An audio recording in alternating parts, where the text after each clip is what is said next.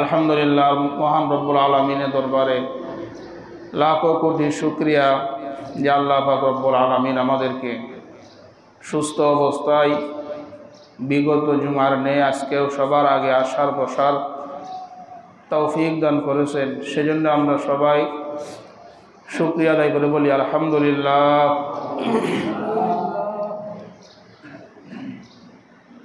আমি আপনাদের সম্মুখে সূরাতুজ জুমারের ৭৩ নম্বর আয়াত তেলাওয়াত করেছি। এই আয়াতের মধ্যে আল্লাহ তাআলা ঈমানদারদের সম্পর্কে আলোচনা করেছেন। মুমিন ঈমানদার যারা হবে, যারা আল্লাহকে বিশ্বাস করে, আল্লাহর বাতানো জিন্দেগি যারা যাপন করে, তাদের সম্পর্কে আল্লাহ তাআলা সুসংবাদ জানায় দিয়েছেন। আল্লাহ তাআলা ইরশাদ করেন, ওয়াসিকাল্লাযীনা তাকাউ রাব্বাহুম ইলাল জান্নাতি যুমারা। যারা মুত্তাকি হবে তাদেরকে দলে দলে জান্নাতের দিকে নেওয়া হবে, দলে দলে তাদেরকে জান্নাতের দিকে নেওয়া হবে। হাত্তা ইযা জাউহা ওয়া ফুতিহাত আবওয়াবুহা। তারা যখন জান্নাতের নিকটে যাবে তাদের জন্য জান্নাতের সবগুলো দরজা খুলে দেওয়া হবে। وقال لهم خزنتها سلام عليكم طبتم فادخلوها خالدين।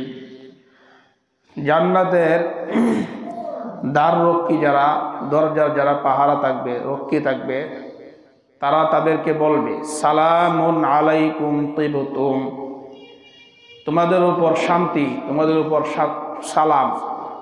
তিবতুম, তোমরা কল্যাণময় পবিত্র। ফাদখুলুহা খালিদিন, তোমরা জান্নাতে চিরস্থায়ীভাবে জান্নাতে প্রবেশ করো। সুবহানাল্লাহ। তো মুত্তাকি যারা, তাদেরকে জান্নাতে সালাম বলা হবে, তোমাদের উপর শান্তি। ঈমানদাররা যখন আল্লাহর সাথে সাক্ষাৎ করবে, সর্বপ্রথম আল্লাহ তাআলা সাথে তাদের যে অভিবাদন হবে এটা হলো সালাম।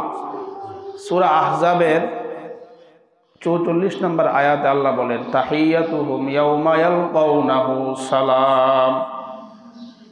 আল্লাহর সাথে মুমিন ঈমানদাররা যেদিন সাক্ষাৎ করবে সেদিন তাদের অভিবাদন হবে সালামের মাধ্যমে। তাদের অভিবাদন হবে সালাম, সালাম দেয়া। বুখারী শরীফের ৬২২৭ নম্বর হাদিস। এই হাদিসের মধ্যে নবীজি বলেন, খলাকাল্লাহু আদামা আলা সূরাতিহি তুলুহু সিত্তুনা যিরাআ। আল্লাহ পাক রব্বুল আলামিন আদম আলাইহিস সালামকে সৃষ্টি করেছেন যথাযথ গঠনে। তুলুহু সিত্তুনা যিরাআ, আদম নবী লম্বা ছিলেন ৬০ হাত, ৬০ গজ লম্বা ছিলেন আদম আলাইহিস সালাম। ফালাম্মা খলাকাহু, আদম নবীকে আল্লাহ বানানোর পরে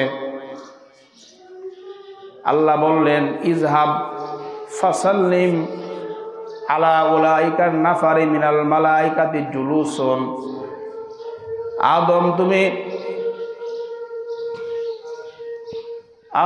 তুমি যাও, ফেরেশতাদের কাছে যাও, উপবিষ্ট ফেরেশতা যারা তাদেরকে তুমি সালাম দাও। ফাস্তামি মা ইউহাইয়ুনাকা, সালাম দেওয়ার পরে তারা কি উত্তর দেয় এটা কান লাগাইয়া ভালো করে শুনবা। আদম আলাইহিস সালাম যাওয়ার পরে সালাম দিলেন, আসসালামু আলাইকুম। আদম নবী ফেরেশতাদেরকে সালাম দিলেন, আসসালামু আলাইকুম। ফেরেশতারা উত্তর দিলেন, ওয়া আলাইকুমুস সালাম। তোমার উপর ওয়া রাহমাতুল্লাহ। আদম নবী সালাম দিলেন, তোমাদের উপর আল্লাহর শান্তি বর্ষিত হোক। ফেরেশতারা উত্তর দিলেন, ওয়া আলাইকাস সালাম ওয়া রাহমাতুল্লাহ, তোমার উপর শান্তি এবং আল্লাহর রহমত বর্ষিত হোক। আল্লাহ বললেন, তুমি সালাম দিবা আর ফেরেশতারা যে উত্তর দিবে, এটা তোমার এবং তোমার সন্তানদের সালামের পদ্ধতি হয়ে যাবে। তুমি জান্নাতে যায়া ফেরেশতাদেরকে সালাম দাও, ফাইন্না তাহিয়াতাকা ওয়া তাহিয়াতু যুররিয়াতিক, কেননা এই সালামের যে পদ্ধতি এটা তোমার এবং তোমার সন্তানদের মধ্যে এটা সালামের প্রচলন এটা চলতেই থাকবে। তো আদম আলাইহিস সালাম সালাম দিলেন, ফেরেশতারা আরো উত্তর দিলেন আরো সুন্দরভাবে। আদম নবী বললেন আসসালামু আলাইকুম, ফেরেশতারা বললেন ওয়া আলাইকুমুস সালাম ওয়া রাহমাতুল্লাহ, তো বাড়ায়া বললেন। এই জন্যে কেউ সালাম দিলে একটু বাড়ায়া বলা। আল্লাহ বলেন ওয়া ইযা হুয়িতুম বিতাহিয়াতিন ফাহাইয়ু বিআহসানি মিনহা আও রুদ্দুহা, তোমাদেরকে যখন কেউ অভিবাদন দেয়, সালাম দেয়, তখন উত্তমভাবে তোমরা এর উত্তর দিবা, উত্তমভাবে এর জবাব দিবা, অথবা যে পরিমাণ দেয় এই পরিমাণেই দিবা। তাহলে উত্তমভাবে অভিবাদন আসসালামু আলাইকুম, এর উত্তম পদ্ধতি হলো ওয়া আলাইকুমুস সালাম ওয়া রাহমাতুল্লাহি ওয়া বারাকাতুহু, একটু বাড়ায়া উত্তরটা দেওয়া। আর যদি সমান সমান দেন আসসালামু আলাইকুম, বিপরীত দিকে ওয়া আলাইকুমুস সালাম, সমান সমান। সহিহুত তারগিব হাদিসের কিতাব, এই কিতাবের 2720 নম্বর হাদিসের মধ্যে নবীজি বলেন ক্বালা রাসূলুল্লাহ সাল্লাল্লাহু আলাইহি ওয়াসাল্লাম, আল্লাহ নবী বলেন ইন্নাল মুমিনা ইযা লাকিয়াল মুমিনা ফাসাল্লামা আলাইহি ওয়া আখাযা বিয়াদিহি ফাসাফাহা তানাসারাত খতায়াহুমা কামা ইয়াতানাসারু ওয়ারাকুশ শাজার। আল্লাহ নবী বলেন কোন ইমানদার, এক ইমানদার যখন অন্য ইমানদারের সাথে সাক্ষাৎ করে, ইন্নাল মুমিনা ইযা লাকিয়াল মুমিনা ফাসাল্লামা আলাইহি, সাক্ষাৎ হওয়ার পরে সালাম দেয়, ওয়া আখাযা বিয়াদিহি, সালাম দেওয়ার পরে তার হাত ধরে, ফাসাফাহা, হাতটা ধরে মুসাফাহা করে। আল্লাহর নবী বলেন তানাসারাত খতায়াহুমা কামা ইয়াতানাসারু ওয়ারাকুশ শাজার, এই দুই ইমানদারের গুনাহগুলা গাছের পাতার মতো ঝরে পড়ে যায়। তো সালাম দিয়া মুসাফাহা করার দ্বারা গুনাহগুলো ঝরে পড়ে যায়। সাক্ষাৎ করার পরে সালাম দিবে, মুসাফাহা করবে, তানাসারাত খতায়াহুমা, তাদের গুনাহগুলা ঝরে পড়ে যায়, কামা ইয়াতানাসারু ওয়ারাকুশ শাজার, যেমন গাছের পাতা যেমনি ঝরে পড়ে এভাবে তাদের গুনাহ ঝরে পড়ে যায়। তাহলে সালাম মুসাফাহার মাধ্যমে গুনাহ ঝরে পড়ে যায়। আল্লাহ তাআলা আমাদেরকে বেশি বেশি সালাম দেওয়ার তৌফিক দান করেন। তিরমিজি শরীফের বর্ণনা 2485 নম্বর হাদিস। এই হাদিসের বর্ণনাকারী আব্দুল্লাহ ইবনে সালাম। এই আব্দুল্লাহ ইবনে সালাম রাদিয়াল্লাহু আনহু, উনি তখনও মুসলমান হন নাই, উনি তখনও ঈমান আনে নাই। ওনার বর্ণনা, উনি বলেন নবীজি সাল্লাল্লাহু আলাইহি সাল্লাম যখন হিজরত করে মদিনায় গেলেন, লাম্মা কদিমান নবী সাল্লাল্লাহু আলাইহি ওয়াসাল্লাম আল মাদিনা, আল্লাহর নবী যখন হিজরত করে মদিনায় গেলেন, ইনজাফালান নাস ইলাই, মানুষ দলে দলে নবীকে দেখার জন্য রওনা হইলেন। মুসলমানরাও যা, বেঈমানরাও যা, নবীকে দেখার জন্যে। কিলা কদিমা রাসূলুল্লাহ, কদিমা রাসূলুল্লাহ, কদিমা রাসূলুল্লাহ, রাস্তা দিয়ে জনগণ যায় আর বলে আল্লাহর রসুল এসেছে, আল্লাহর রসুল এসেছে, আল্লাহর রসুল এসেছে। এটা বলতে বলতে মানুষ যা, নবী এসেছে, নবী আসছে, এটা বলে বলে কাফেররাও যা, ইমানদাররাও যা। আব্দুল্লাহ ইবনে সালাম বলেন ফাজিতু ফিন নাস লিআনজুরা ইলাইহি, আমিও আল্লাহর নবীর চেহারা দেখার জন্য মানুষের সাথে আমিও গেলাম। যাওয়ার পর ফালাম্মাস্তাসবাতু ওয়াজহা রাসূলিল্লাহি সাল্লাল্লাহু আলাইহি ওয়াসাল্লাম আরাফতু আন্না ওয়াজহাহু লাইসা বিওয়াজহি কাযাব। যাওয়ার পর আমি যখন আল্লাহর নবীর চেহারা দিকে তাকাইলাম, তাকানোর পর আমি চিনতে পারলাম, আমি বুঝতে পারলাম এটা কোনো মিথ্যাবাদীর চেহারা হতে পারে না, উনি কাফের। উনি বলে আমি যায়া আমি নবীর দিকে তাকায়ে বুঝলাম, আরাফতু আন্না ওয়াজহাহু লাইসা বিওয়াজহি কাযাব, আমি তাকায়া বুঝলাম এটা কোনো মিথ্যাবাদীর চেহারা হতেই পারে না। এরপর নবী সর্বপ্রথম যেই কথাটা বললেন, আইয়ুহান নাস, হে মানুষ, আতইমুত তাআম আফশুস সালাম, হে মানুষ তোমরা সালামের প্রচার করো। ওয়া আতইমুত তাআম, অন্যকে খাবার খাওয়াও। ওয়াসাল্লু ওয়ান নাসু নিয়াম, মানুষ যখন ঘুমায় তখন তুমি তাহাজ্জুদ দাঁড়িয়ে যাও। অন্য বর্ণনায় ওয়াসিলুল আরহাম, আত্মীয়তার সম্পর্ক রক্ষা করো। তাদখুলুল জান্নাতা বিসালাম, নিরাপদে জান্নাতে প্রবেশ করো। কয়টা কাজ বললেন? সালাম দাও, খাবার খাওয়াও, আত্মীয়তার সম্পর্ক রক্ষা করো, মানুষ যখন ঘুমায় তখন তাহাজ্জুদের নামাজ পড়ো। তাদখুলুল জান্নাতা বিসালাম, নিরাপদে জান্নাতে প্রবেশ করো। তাহলে প্রথমে নবী বললেন সালাম দেওয়া। সালাম একটা আজীব সুন্নত। মুসলিম শরীফের 54 নম্বর হাদিস। এই হাদিসের মধ্যে আল্লাহ নবী বলেন, ক্বালা রাসূলুল্লাহ সাল্লাল্লাহু আলাইহি ওয়াসাল্লাম, আল্লাহর নবী বলেন, লা তাদখুলুনাল জান্নাতা হাত্তা তুমিনু ওয়ালা তুমিনুনা হাত্তা তাহাব্বু, তোমরা ইমানদার না হইয়া জান্নাতে প্রবেশ করতে পারবে না। বুখারী শরীফের 12 নম্বর হাদিসের মধ্যে একজন সাহাবী নবীজির কাছে এসে বললেন, ইয়া রাসূলুল্লাহ, আন্না রাজুলান সাআলান নবী সাল্লাল্লাহু আলাইহি ওয়াসাল্লাম, এক সাহাবী আল্লাহর নবীর কাছে প্রশ্ন করলেন, আইয়ুল ইসলামি খায়রুন, হুজুর ইসলামের মধ্যে সবচাইতে উত্তম আমল কোনটা? ইসলামের মধ্যে সবচাইতে উত্তম আমল, উত্তম শিষ্টাচার কোনটি? আইয়ুল ইসলামি খায়রুন, কোন জিনিসটা ইসলামের মধ্যে উত্তম? আল্লাহ নবী বললেন, তুতিমুত তাআম, অন্যকে খাবার খাওয়ানো। ওয়া তাকরাউস সালাম আলা মান আরাফতা ওয়া মান লাম তারিফ, 2 নাম্বার সালাম দেওয়া, তুমি যাকে চিনো অথবা চিনো না, পরিচিত অপরিচিতকে সালাম দেওয়া, এটা ইসলামের মধ্যে উত্তম একটা আমল। তাহলে চিনো বা না চিনো সকলকে সালাম দেওয়া, এটা আইয়ুল ইসলামি খায়রুন, ইসলামের মধ্যে সবচেয়ে একটা উত্তম আমল নবীজি বললেন।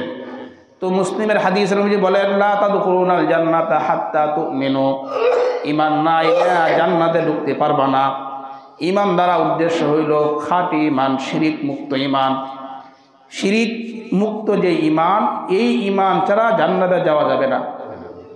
সূরা আনআমের 82 নম্বর আয়াতে আল্লাহ বলেন, আল্লাযীনা আমানু ওয়া লাম ইয়ালবিসু ঈমানাহুম বিযুলমিন উলাইকা লাহুমুল আমনু ওয়া হুম মুহতাদুন। আল্লাযীনা আমানু, যারা ঈমান আনে, ওয়া লাম ইয়ালবিসু ঈমানাহুম বিযুলমিন, ঈমানের সাথে শিরিক যুক্ত করে নাই, শিরিক মিশায় নাই, উলাইকা লাহুমুল আমনু ওয়া হুম মুহতাদুন, এরাই নিরাপত্তা এবং এরাই হেদায়েত প্রাপ্ত হয়ে গেল। তাহলে ঈমানের সাথে শিরিক করা যাবে না। ঈমানের সাথে শিরিক যুক্ত না করলে এই ঈমানদার জান্নাতে প্রবেশ করতে পারবে। কোনো ঈমানদার যদি শিরিক করে, কোনো ঈমানদার আল্লাহ ছাড়া অন্যকে যদি সেজদা করে, তাহলে সে শিরিক করল। ইবনে মাজার 1853 নম্বর হাদিস, আব্দুল্লাহ ইবনে আবি আওফা রাদিয়াল্লাহু আনহুর বর্ণনা। উনি বলেন, লাম্মা কদিমা মুআযুন আনিশ শাম, মুআয ইবনে জাবাল শাম দেশ থেকে আইসা সাজাদা লিন নবী সাল্লাল্লাহু আলাইহি ওয়াসাল্লাম। মুআয ইবনে জাবাল একবার শাম দেশে গেলেন, ওইখানে যাওয়ার পরে শাম থেকে আইসা সাজাদা লিন নবী সাল্লাল্লাহু আলাইহি ওয়াসাল্লাম, আল্লাহর নবীকে একটা সেজদা করে দিয়েছে। নবীকে সেজদা করার পরে আল্লাহ নবী বলেন, মা হাযা ইয়া মুআয, মুআয তুমি এটা কি করলা? মুআয ইবনে জাবাল শাম থেকে আইসা নবীকে সেজদা করছে। নবীজি বলেন, মা হাযা ইয়া মুআয, মুআয তুমি এটা কেন করলা? মুআয ইবনে জাবাল বলেন, ইয়া রাসূলুল্লাহ, আতাইতু শাম ফাওয়াফাকতুহুম ইয়াসজুদুনা লিআসাকিফাতিহিম ওয়া বাতারিকাতিহিম। হুজুর, আমি শামে গেলাম, শামে যাওয়ার পরে আমি ওইখানে দেখলাম ওইখানের মানুষগুলা তাদের রাজনৈতিক নেতা এবং ধর্মীয় নেতাকে সেজদা করে। আমি দেখলাম তারা তাদের ধর্মীয় নেতা এবং রাজনৈতিক নেতাকে সেজদা করে। ফাওয়াদিতু ফি নাফসি আন্না ফাআলা যাকা বিকা, আমি মনে মনে বললাম আমিও আপনাকে এরকম সেজদা করব। আল্লাহ নবী বললেন ফালা তাফআলু, মুআজ তুমি শুনবা এরকম কিছুতেই করবা না। মানুষকে সেজদা করা হারাম, আমি নবীকে সেজদা করা হারাম।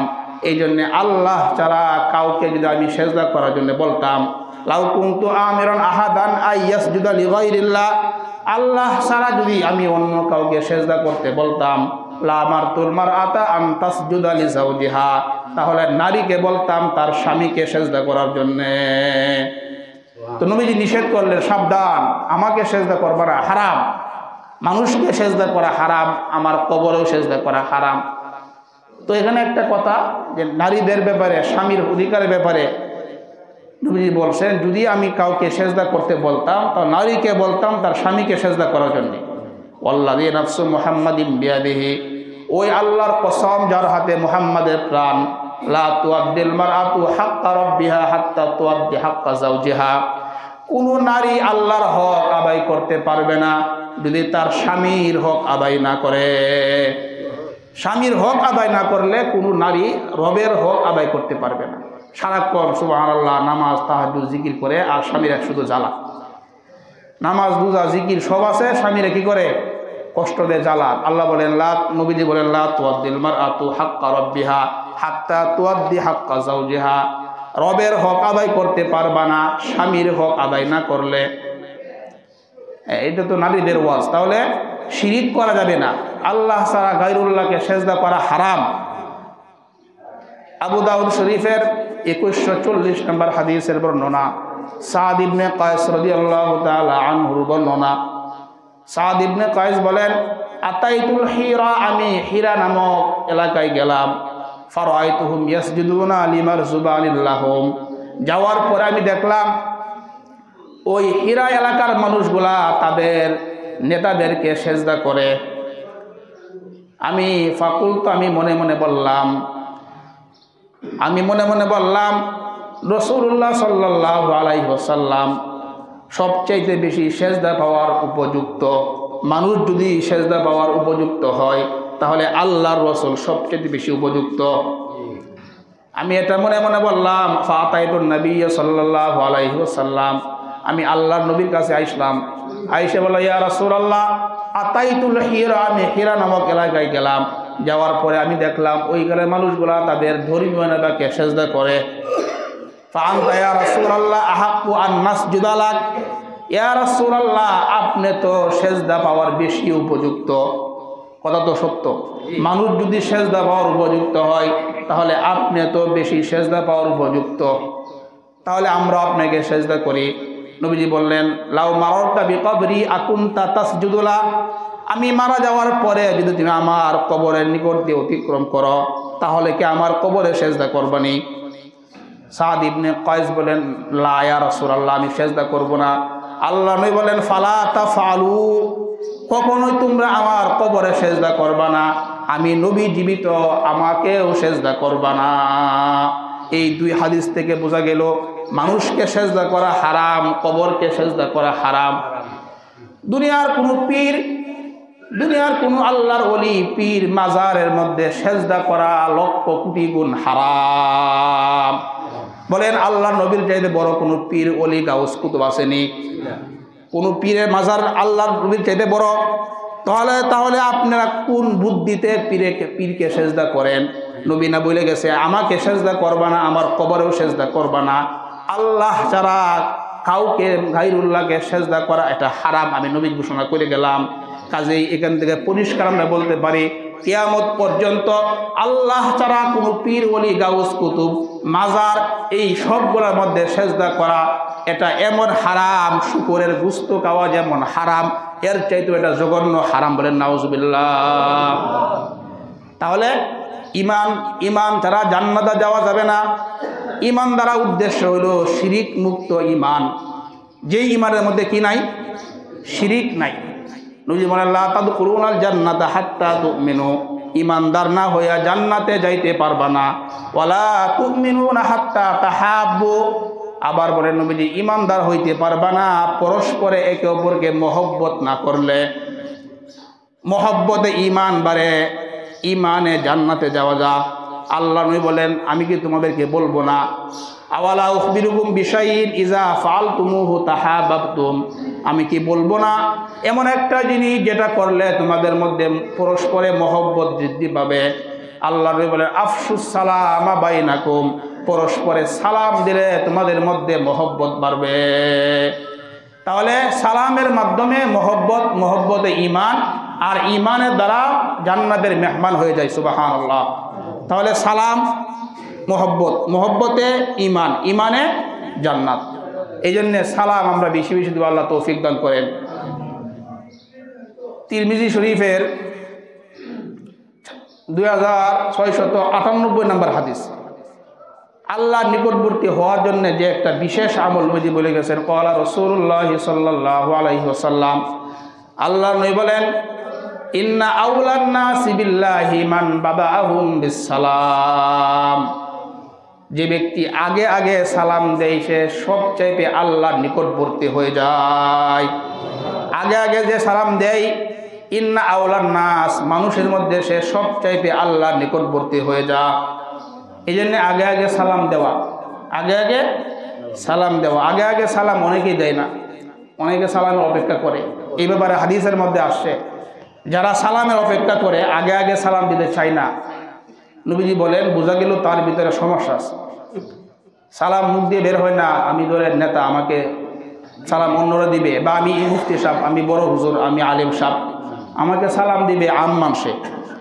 যারা সালামের অপেক্ষা করে সালাম দেয় না, আল্লাহ নবী বলেন, আল বাদিউ বিসসালাম বারিউম মিনাল কিবরি, আগে আগে যে সালাম দেয় সে অহংকার থেকে মুক্ত হয়ে যায়। এই হাদিস থেকে কি বোঝা গেল, যে আগে সালাম দেয় না তার ভিতরে অহংকারের ভিতরটা ভরপুর। বোঝা গেল কি না? আগে আগে সালাম দিলে সে অহংকার থেকে আলবারি মুক্ত হয়ে যায়, তার ভিতরে অহংকার থাকে না। আর যে সালাম জীবনেও আগে আগে দেয় না, বোঝা গেল তার ভিতরটা অহংকারে একবারে বড়া। এই জন্য আল্লাহ তাআলা আমাদেরকে আগে আগে সালাম দেওয়ার তৌফিক দান করে। নবীজির একজন সাহাবা আনাস ইবনে মালিক, এই আনাস ইবনে মালিককে আল্লাহর নবী বললেন, হে আনাস, হে আমার বৎস, তুমি যখন ঘরে প্রবেশ করবা, ফাসাল্লিম, তখন তুমি সালাম দিবা। ঘরে প্রবেশ কইরে সালাম দিবা। সালাম দেওয়া তাকুনু বারাকাতান আলাইকা ওয়া আলা আহলি বাইতিকা, তুমি যখন ঘরে সালাম দিবা, এই সালাম দেওয়া তোমার এবং তোমার পরিবারের জন্য বরকতের কারণ হয়ে যাবে। তাহলে ঘরে যায় সালাম দেওয়া, সালামের অর্থ আসসালামু আলাইকুম, তোমাদের উপর শান্তি বর্ষিত হোক। এখন অনেক সময় আমরা ঘরে যায় সালাম দিই না, শরম লাগে। ঘরে যায় বাবাকে সালাম দেই না, লজ্জা। মাকে সালাম দেই না, লজ্জা লাগে। বিবিকে তো সালাম দেই না, আরো বড় লজ্জা। বিবির সাথে ভালো আচরণ না করলে সালাম কেমনে দিবেন? সারা জীবন বিবিকে শুধু জ্বালান, আজকে দেয় সালাম দিলে বলবো যে খুব ইষ্টে ভালো হয়ে গেছে। আগে তো ভালো আচরণ করতে হবে। আপনি সালাম বিবিকে দেওয়া, মাকে দেওয়া, বাবাকে দেওয়া, সালাম যদি দেন তাহলে এটা আপনার জন্য বরকত, আপনার ঘরের জন্য বরকত। দুঃখের বিষয়, মানুষ ঘরে সালাম দেয় না, মাকে সালাম দেয় না, বাবাকে সালাম দেয় না। এর মানে কি বোঝা গেল? আপনার বাবার উপর শান্তি বর্ষিত, এটা আপনার শরম লাগে। আপনার বিবির উপর শান্তি বর্ষিত, এটা আপনার শরম লাগে। বিষয়টা এরকম হয়ে গেল না? মানুষ ঘরে সালাম দেয় না, মাকে সালাম দেয় না, স্ত্রীকে সালাম দেয় না, ও পরিচিত কোনো নারীকে সালাম দিতে মানুষ ঠিক এই মজা পায়। চিনে না জানে না, কিন্তু খুব সুন্দর করে সালাম দেয়। আর সালামের ব্যাপারে আর কি বলবো, সালাম দেওয়ার যে স্টাইল আমাদের সমাজে চলতেছে, বিশুদ্ধ সালাম দেওয়া এটা খুব জরুরি। সালাম বিশুদ্ধভাবে দেওয়া, আসসালামু আলাইকুম, এইভাবে বিশুদ্ধ করে সালাম দেওয়া। কিন্তু আমাদের সমাজের মধ্যে সালামের নামে যে মডেল বের হয়েছে, সালাম আলাইকুম, সালাম আলাইকুম, যত শিক্ষিত বেশি সালামের স্টাইল করতে করতে এমন স্টাইলে সালাম দেয়, এটা কোন সালাম আর কি অর্থ এটা সে বুঝে না। সালাম আলাইকুম, সালাম আলাইকুম, সালাম আলাইকুম, এর অর্থ হলো আল্লাহ গজব। আসসালামু আলাইকুম, আপনার উপর আল্লাহর রহমত বর্ষিত হোক। সালাম আলাইকুম, আপনি মৃত্যুবরণ করেন, নাউজুবিল্লাহ। আধুনিক সালাম নামে যে সালাম আমাদের সমাজে, এগুলা মূর্খতা, এগুলা জাহিলি, এটা আধুনিকতা না, এটা শিক্ষিত না, এটা মূর্খের প্রমাণ। বিশুদ্ধভাবে সালাম দিবেন, আসসালামু আলাইকুম, বিশুদ্ধ সালাম। আর সালাম আলাইকুম বললে এটা উত্তর আপনি দিবেন না। তাহলে ঘরে যে আমরা সালাম দিব, আল্লাহ তাআলা আমাদেরকে তৌফিক দান করেন। সালাম এর ব্যাপারে সালাম দিলে কি সওয়াব, আবু দাউদ শরীফের 5195 নম্বর হাদিস। ক্বালা রাসূলুল্লাহ সাল্লাল্লাহু আলাইহি ওয়াসাল্লাম, এক সাহাবী আল্লাহর নবীর কাছে আসলেন। এক সাহাবী আল্লাহর নবীর কাছে আইসে বলে, আসসালামু আলাইকুম। ফারাদ্দা আলাইহিস সালাম, নবীকে সালাম দিলেন, আসসালামু আলাইকুম বললেন। আল্লাহর নবী সালামের উত্তর দিলেন। দেওয়ার পরে ফাজালাসা, ওই সাহাবী বসলেন। ফাকালা রাসূলুল্লাহ সাল্লাল্লাহু আলাইহি ওয়াসাল্লাম, আল্লাহর নবী বললেন, আশারুন, তুমি 10 নেকি পেয়ে গেলা। আসসালামু আলাইকুম বললে 10। সুম্মা জা আখার, আরেকজন সাহাবী আসলেন, আয়েশা বললেন, আসসালামু আলাইকুম ওয়া রাহমাতুল্লাহ। ফারাদ্দা আলাইহিস সালাম সুম্মা জালাসা, আয়েশা বললেন, আসসালামু আলাইকুম ওয়া রাহমাতুল্লাহ, বাড়ায়া বললেন। আল্লাহর নবী তার সালামের উত্তর দিলেন। ওই সাহাবী বসলেন, নবীজি বললেন, 20। আরেক সাহাবী আসলেন, সুম্মা জা আখার, আরেক সাহাবী আয়েশা বললেন, আসসালামু আলাইকুম ওয়া রাহমাতুল্লাহি ওয়া বারাকাতুহু। ফারাদ্দা আলাইহিস সালাম, আল্লাহর নবী সালামের উত্তর দিলেন।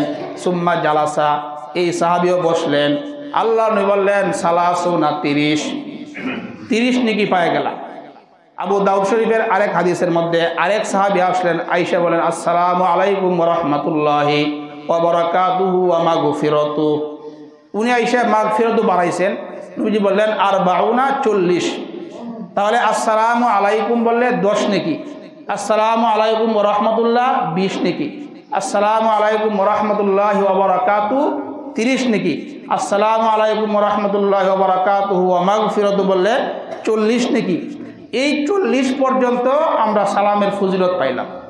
তাহলে আমরা আগে জানতাম কি যে সালামে কত নেকি, 90 নেকি, জানতাম কি না? এটা আমরা জানতাম, কিন্তু হাদিস থেকে এই 40 পর্যন্ত পাওয়া যায়, এর উপরে পাওয়া যায় না। তাহলে 30 বা 40 নেকি সালাম দিলে। এই জন্য সালাম আমরা দিব, এবং উত্তর দেওয়ার সময় আমরা একটু বাড়ায়া উত্তর দিব। বুখারী শরীফের বর্ণনার মধ্যে আসছে 3820 নম্বর হাদিসের মধ্যে, আল্লাহর নবী একদিন জিবরাইলের সাথে আলোচনা করতেছিলেন। জিবরাইল আসে, আল্লাহর নবী কথাবার্তা বলতেছিলেন। হঠাৎ জিবরাইল বলে উঠলেন, ইয়া রাসূলুল্লাহ, হাযিহি খাদিজা আতাত মাকা, হুজুর, এই যে খাদিজা আসতেছে আপনার কাছে, ফিহি ইনাউন ফিহি তুআমুন আও শারাবুন, খাদিজার হাতে একটা পাত্র, পাত্রের মধ্যে ইদামুন, তরকারি অথবা খাবার অথবা পানি। হুজুর, এই যে খাদিজা আসতেছে, খাদিজার হাতে একটা পাত্র, তার কাছে হয়তো এর মধ্যে তরকারি, পানি অথবা অন্য কিছু। সে যখন আপনার কাছে আসবে, ফাসাল্লিম আলাইহি মির রব্বিহা ওয়া মিন্নি, হুজুর, সে যখন আপনার কাছে আসবে, খাদিজাকে তার রবের পক্ষ থেকে এবং আমি জিবরাইলের পক্ষ থেকে সালাম জানাইবেন। আবু দাউদ শরীফে আরেকটা হাদিসের মধ্যে আসছে, এই রাসূলুল্লাহ সাল্লাল্লাহু আলাইহি ওয়াসাল্লাম আম্মাজান আয়েশাকে বলেন, আয়েশার ব্যাপারে আসে, আয়েশা, জিবরাইল তোমাকে সালাম জানাইছে। আম্মাজান আয়েশাও জিবরাইলকে সালাম জানাইছিলেন। তাহলে সালাম দেওয়া, আল্লাহ তাআলা হযরত খাদিজাকে সালাম জানাইছেন, জিবরাইল আম্মাজান আয়েশাকে সালাম জানাইছেন।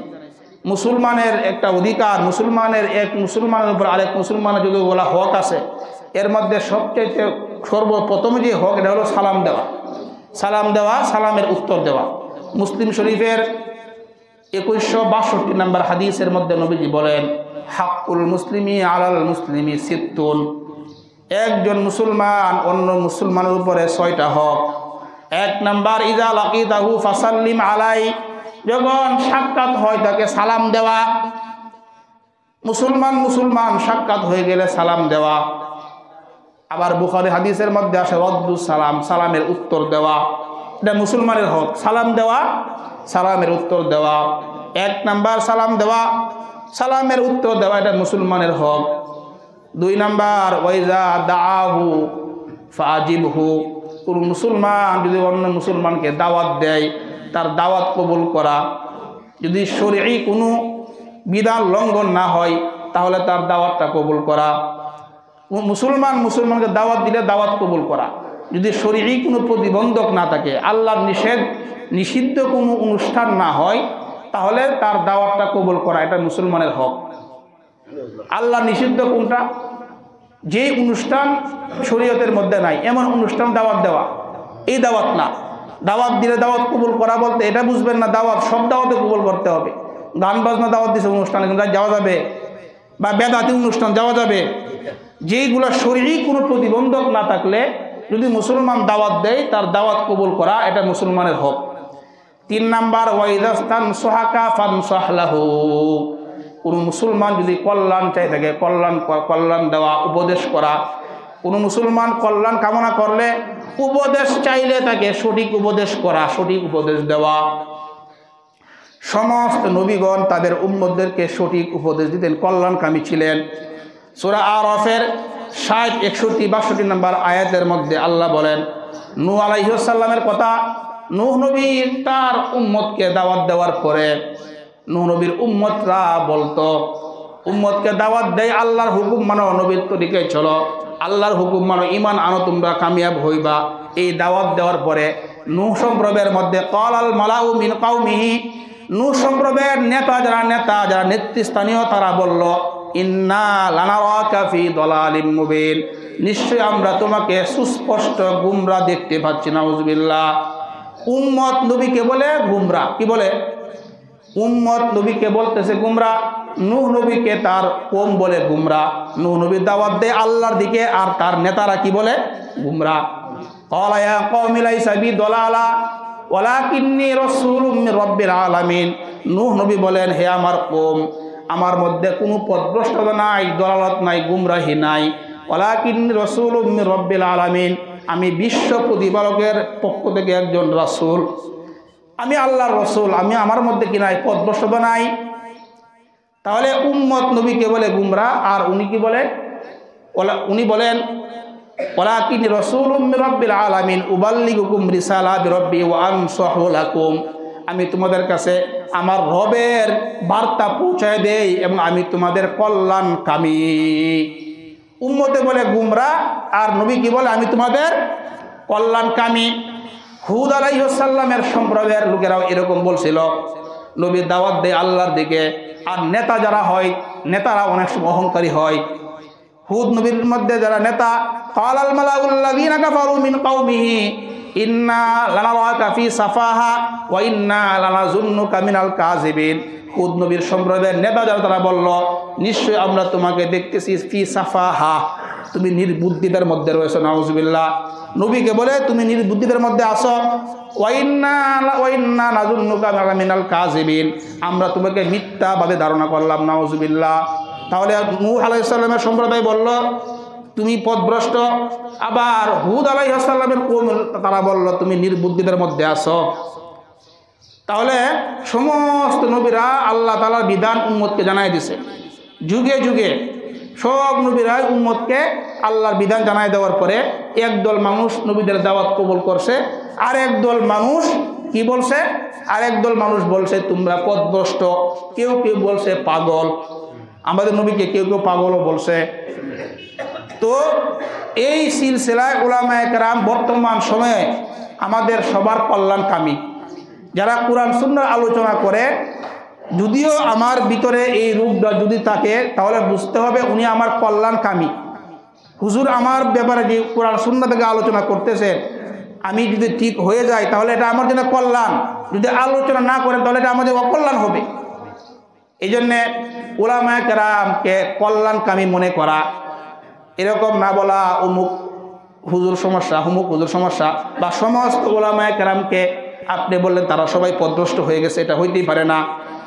উলামায়ে কেরাম যদি সুদের আলোচনা করেন, ইমাম সাহেব সুদের আলোচনা করেন, আপনি যদি মনে করেন হুজুরের বয়ান আর ভাল লাগে না, হুজুর আপনাকে সুদের কথা বলাতে আপনার কল্যাণ করছে, আপনি সুদ ছাড়ে দেন, তাহলে আপনার কল্যাণ। আর যদি আপনি না ছাড়েন তাহলে আপনার সামনে কঠিন আযাব।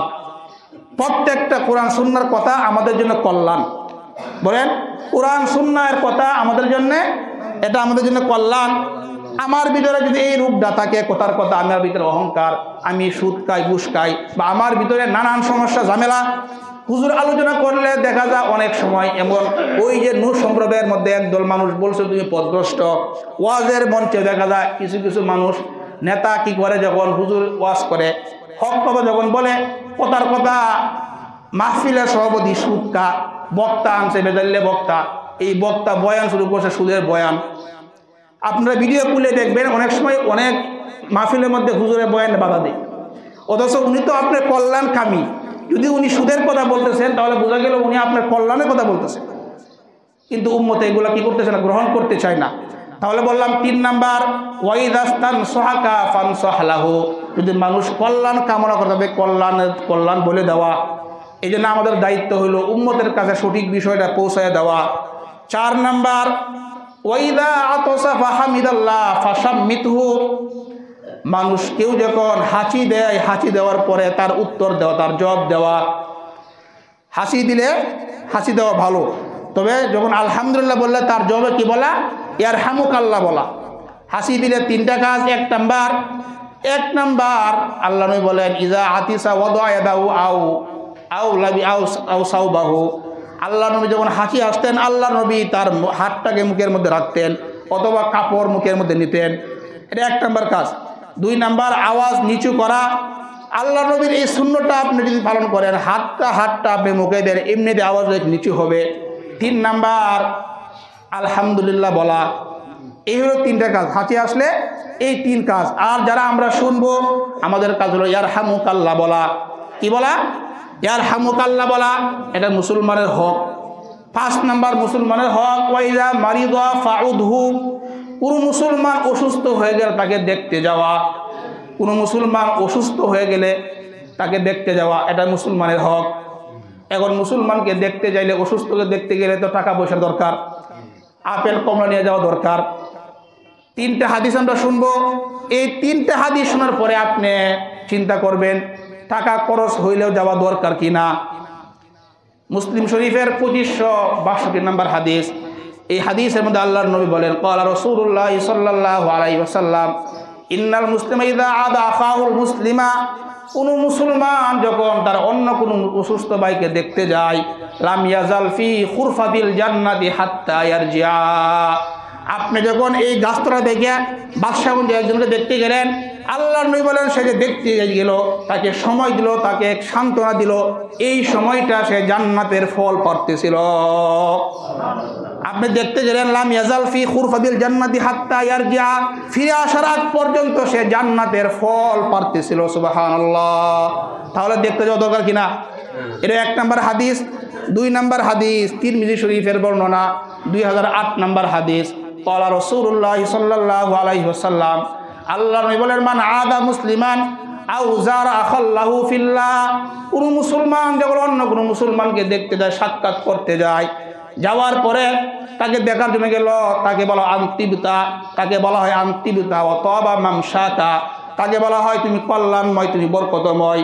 অতবা মামসাক, তুমি যে হাত আসলা, তোমার আশাটা কল্যাণময়। শুধু তাই না, ওয়াকান লাহু জান্নাত ওয়াকান লাহু খরিফুন ফিল জান্নাহ, তোমার জন্য জান্নাতের মধ্যে বিশাল একটা ফলের বাগান তৈরি হয়ে যায়। তাহলে দেখতে গেলে এইরকম আপনার ফজিলত, জান্নাতের মধ্যে একটা ফলের বাগান। তিরমিজি শরীফের 969 নম্বর হাদিসের মধ্যে আল্লাহর নবী বলেন, ক্বালা রাসূলুল্লাহ সাল্লাল্লাহু আলাইহি ওয়াসাল্লাম, আপনি যখন কোনো মুসলমানকে দেখতে যান, মান আদা মুসলিমান গুদওয়াতান, কোনো মুসলমানকে যখন কোনো অন্য মুসলমান সন্ধ্যা সময়, রাত্রিবেলা দেখতে যা, ইল্লা সাল্লা আলাইহি সাবউনা আলফা মালাকিন হাত্তা ইউমসিয়া, তাহলে সকাল পর্যন্ত 70,000 ফেরেশতা তার জন্য দোয়া করতে থাকে। 70,000 ফেরেশতা তার জন্য দোয়া করে। আবার যদি সকালবেলা আপনি দেখতে গেলেন, ইল্লা সাল্লা আলাইহি সাবউনা আলফা মালাকিন হাত্তা ইউমসিয়া, সকালবেলা কোনো অসুস্থকে দেখতে গেলেন, তাহলে সন্ধ্যা পর্যন্ত 70,000 ফেরেশতা আপনার জন্য দোয়া করতে থাকে। তাহলে এই 3টা হাদিস থেকে আমরা বুঝলাম অসুস্থকে দেখতে যাওয়া এটা কার? এটাও মুসলমানের হক। এই জন্য কি অসুস্থ হয়ে গেলে টাকা খরচ হলে যাওয়া দরকার কিনা? এই বিশাল ফজিলত লাভ করার জন্যে কয়েক টাকা খরচ করে কিছু হাদিয়া নিয়ে গেলেন, এই বিশাল ফজিলত আমরা সবাই লাভ করবো, আল্লাহ তৌফিক দান করেন। তাহলে মুসলমানের 5 নম্বর গেল অসুস্থ হলে দেখতে যাওয়া। 6 নম্বর হক, ওয়াইজা মাতা ফাত্তাবিহু, কোনো মুসলমান যখন মারা যায় তখন তার জানাজায় শরীক হওয়া। মারা গেলে জানাজায় শরীক হওয়া। জানাজায় শরীক হওয়ার দুই অবস্থা। জানাজা পড়ার পরে তাকে দাফন কাপড় কবর পর্যন্ত যাওয়া। যদি কোনো মুসলমান তার জানাজা পড়ে তার কবর পর্যন্ত যায়, ইয়ারজিউ মিনাল আজরি বিকিরাতাইন, তাহলে সে 2 উহুদ পরিমাণ সব নিয়ে সে ফিরল। সুবহানাল্লাহ, 2টা উহুদ পাহাড় পরিমাণ নেকি নিয়ে সে ফিরল।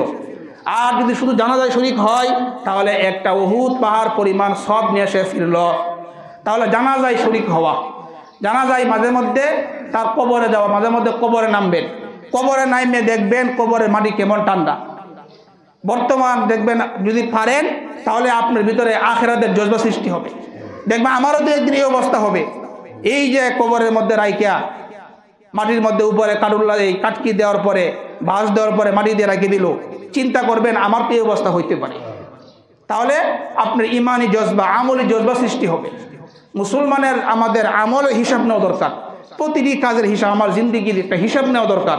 প্রতিদিন আমি আপনি যখন রাত্রিবেলা ঘুমাই তখন আমাদের রূহগুলো আল্লাহ কবজায় থাকে। এই জন্য বললাম 6 নাম্বার মুসলমানের জানাজায় শরীক হওয়া। এখান থেকে আরেকটা কথা আমরা বলি, আজকে হলো জানুয়ারি, এই ডিসেম্বরের কয় তারিখ? 27 তারিখ। কয়েকটা কথা বলবো। 31শে জানুয়ারি এটাকে ইহুদি খ্রিস্টান নাস্তিক কাফের মুরতাদ যারা এরা নাম দিছে 31st নাইট। এই নাম দিয়া যারা এই রাত্রে অশ্লীল গুনাহ করে, অশ্লীল কাজ করে, একটা বছর শেষ হবে, 2024 সাল এটা শেষ হবে। মুসলমানের কাজ হইল হিসাব, জীবনের হিসাব মিলানো। এই 24 যায়া 2025 পড়বে, এই 2024 আমার জীবনে আর আসবে না। মুসলমান হিসাবে আমার কাজ হইল আমার আমলের হিসাব করা, আল্লাহর কাছে কান্নাকাটি করা। আরে আমার এই যে বছরটা চলে গেল, আমি মুহাসাবা করি, হিসাব কিতাব করে দেখি আমার আমি কি আমল করলাম, কি গুনাহ করলাম। গুনার জন্য আমি তওবা করি, সামনে আমি গুনাহ করব না, নতুন বছরকে আমি নেক আমলে কাটাইব, এরকম দৃঢ় ইচ্ছা সংকল্প করা, এটা মুসলমানের আমল। কিন্তু এই রাত্রে যেই সমস্ত মুসলমানের সন্তান এই রাত্রে যারা অশ্লীলতা গুনাহের কাজ যারা করবে, এরা মুসলমান হইলেও এরা খাঁটি মুসলমান না। এই যে মুসলমানের সন্তান যদি এরকম এই রাত্রে উদযাপন করে, এটা মুসলমানদের আমল না, এটা বিধর্মী যারা কাফের মুশরিক এদের আমল। যারা মুসলমানের সন্তান যারা এই রাত্রে অশ্লীলতা করে, গুনাহের কাজ করে, এরা যদি একবার চিন্তা করতো আমি আজকে রাত্রে এই যে 31 তারিখ রাত্রে আমি অশ্লীল গুনাহ করে আমি যদি ঘুমাই, ঘুমানোর পরে যদি আমি মারা যাই তাহলে আমার কি অবস্থাটা হবে। হাদিসের মধ্যে আসে ইয়াবাসু কুল্লু আবদিন আলা মা মাতা আলাই, মানুষ যে অবস্থায় মারা যায় এই অবস্থায় কিয়ামতের ময়দান থেকে উঠানো হবে। যদি এই 31st নাইট অশ্লীলতা, মদ, জুয়া, নারী এই সমস্ত অশ্লীল গুনাহ কইরা আমি মারা যাই, আল্লাহ না করুন, তাহলে এই অবস্থায় আমাকে আল্লাহর দরবারে উঠতে হবে। এই জন্যে এই রাত্রে আমরা আল্লাহর কাছে কান্নাকাটি করতে পারি, এমনিতেই নিজের হিসাব নিতে পারি, এটা মুসলমানদের কাজ। আর ইহুদি খ্রিস্টান যারা এদের কালচার, মুসলমানের সন্তান আমার আপনার সন্তান যদি করে, এদেরকে বোঝানো এটা আমাদের কালচার না, এটা আমাদের ধর্মীয় কাজ না, এটা ওদের কাজ, ওরা করুক। আমরা মুসলমান, আমাদের ধর্মে এগুলো নাই, আমরা করব না।